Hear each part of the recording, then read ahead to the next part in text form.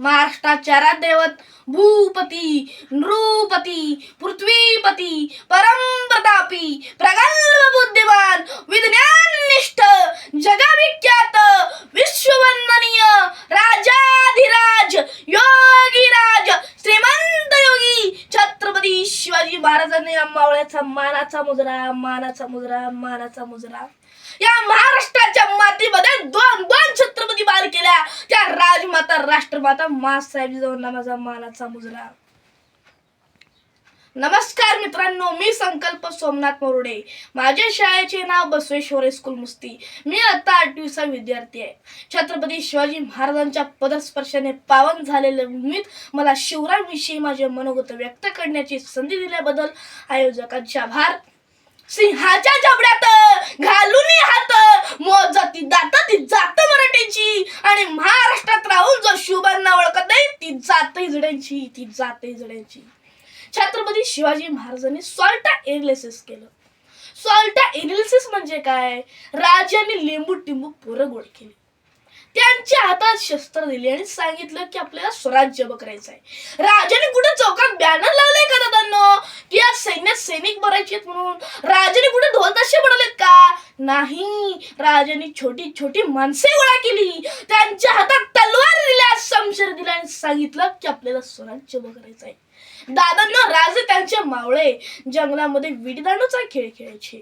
तलवारबाजीचे प्रशिक्षण ते आपल्या प्रत्येक मावळ्याला द्यायचे आणि जंगलाच्या बाहेर 2 पोरं बी करायचे आणि त्यासाठी सांगायचे बाहेरून कोणीतरी अनोळखी व्यक्ती येता नसला की तू कुठल्या तरी प्राण्याचा किंवा पक्ष्याचा आवाज काढ, म्हणजे आम्हाला समजून जाईल की बाहेरून कोणीतरी अनोळखी व्यक्ती येता दिसतो.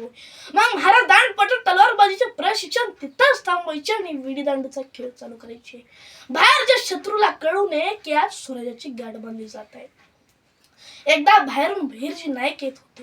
भैरजी नाईकांना बघितलं जंगलाच्या बाहेर उभे केलेले 2 पोरांनी हुबेहूब मराठीचा आवाज काढला.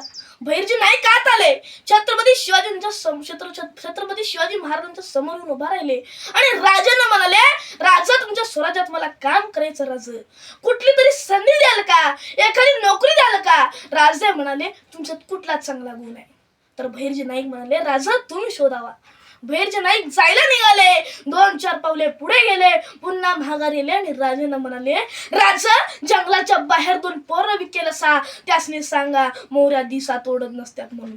एवढाच आदर्श छत्रपती शिवाजी महाराजांनी त्या भैरजी नाईकाकडून घेतला आणि छत्रपती शिवाजी महाराजांनी भैरजी नाईकाला गुप्तहेर खात्याचं प्रमुख केलं. शत्रूच्या नाकात केस जरी काढून आणला ना दादांनो, शत्रूला खबर लागत नव्हती. एवढा इतिहास त्या भैरजी नाईकाबद्दल सांगितला जातो. भैरजी नाईक म्हणजे स्वराज्याचा 3रा डोळा होता.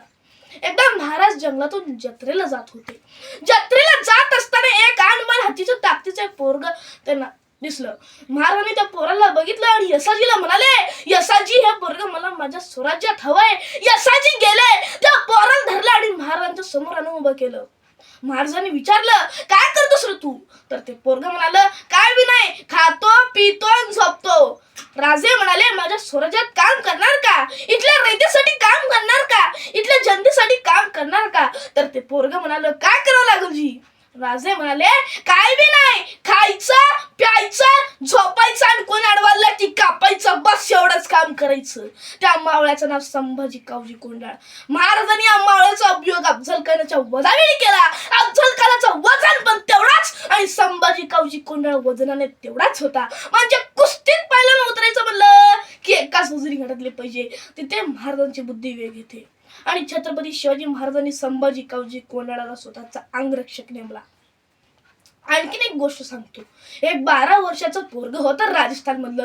ते चुकून महाराष्ट्रात आलतं आणि आल्याबरोबर म्हणाला की असं कोणी माणूस आहे? एका शेतकऱ्याला म्हणालं, असं कोणी माणूस आहे जो उत्तम गाणं लिहितो, उत्तम कविता करतो? असं कोणी माणूस आहे जो लोक कल्याणकारी राजा आहे? मी कवी आहे, त्या माणसाला एकदा मला भेटायचं आहे. शेतकरी म्हणाला, आहे एक माणूस आहे. काय नाव त्या माणसाचं? बाबा त्या माणसाचं नाव शिवाजी राजा बरं का. शिवाजी राजा कुठं राहतो? राजा आमचा राजा स्वर्गात राहतो. स्वर्ग म्हणजे कुठं? बाबा आमच्या राजाचं घर रायगड, माझा राजा रायगडावरती राहतो बरं का. त्या 12 वर्षाचा पोरग म्हणाला, एकदा फक्त महाराजांना बघायचं आहे. कसा दिसतो राजा एकदा बघायचा आहे. जायचं कसं? जा बाबा, गड किल्ल्यानं सर वाटा करत जा. त्या रायगडावरती गेल्यावर तुला तो राजा भेटल. निघालं ते 12 वर्षाचं पोरग डोंगर दऱ्यातून गड्या कपारातून सर सर करत निघालं. रायगडच्या पायथ्याशी गेलं. खाली गेल्यावरती त्याला सेनापती भेटले. सेनापती विचारले, काय काम घडलं? त्या पोरांनी म्हणलं, एकदा फक्त महाराजांना बघायचं आहे. कसा दिसतो राजा? एकदा बघायचा आहे. महाराजांना बघायचं आहे? काय करतोस तू? का नाही जी उत्तम गाणं लिहितो, उत्तम कविता करतो. गाणं लिहितोस? मग शिवाजी महाराजावरती सुंदरसं गाणं लिहिलं असशील की? नाही म्हणाला. गडाच्या खाली जा, महाराजावरती सुंदरसं गाणं लिही, मग मला भेटायला ये. गेलं गडाच्या खाली, महाराजावरती सुंदरसं गाणं लिहिलं.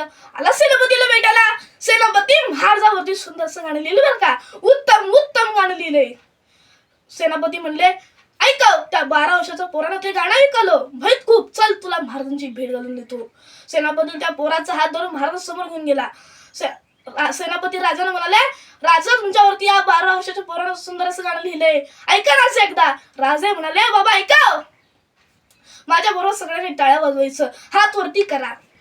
इंद्रजीबी जंब पर भाड वसु अंब पर रावण स दंब पर रघुकुल राजे पौनवारी वाह पर संबुरती नाह पर जो शस्त्र वाह पर रामदूज राजे द्रावद्रुम दुंड पर चिंताम्र झुंड पर भूषण वर तुंड पर जय सिमृग राजे तेजतम अंत पर कर्णजीवी कंस पर योमलज्ज वंश पर शेर शिवराजे हे. गाणं ऐकलं प्रत्येकानं? किती लोकांना माहिती हो हे गाणं कुणी लिहिलं आणि कधी लिहिलं? हे गाणं कवी भूषणने लिहिलं. महाराजांच्या दरबारात गायलेलं पहिलं गाणं, महाराजांच्या हयातीत लिहिलेलं पहिलं गाणं.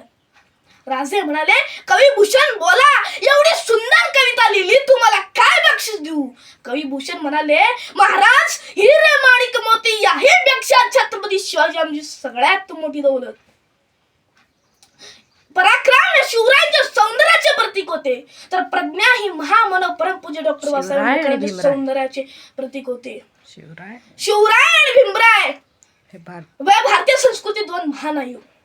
शिवरायांच्या त्या तलवारीनं स्वराज्य खिचून आणलं आणि त्या स्वराज्याचं रक्षण करणारं भारतीय महामानव परमपूज्य डॉक्टर बाबासाहेब आंबेडकर ने लिहिलं. म्हणूनच आमचे शाहीर म्हणतात, 2च राजे इथे गाजले कोकण पुण्यभूमीवर, एक त्या रायगडावर, एक चौदार तळ्यावर, एक त्या रायगडावर, एक चौदार तळ्यावर, एक निळा एक भगवा, दाही दिशामध्ये लावी दिवा, एक वाघाचा एक सिंहाचा छावा, जिजाईचा तो शिवान, भीमाईचा तो विवा, हो जिजाईचा तो शिवान, भीमाईचा तो विवा. धन्यवाद.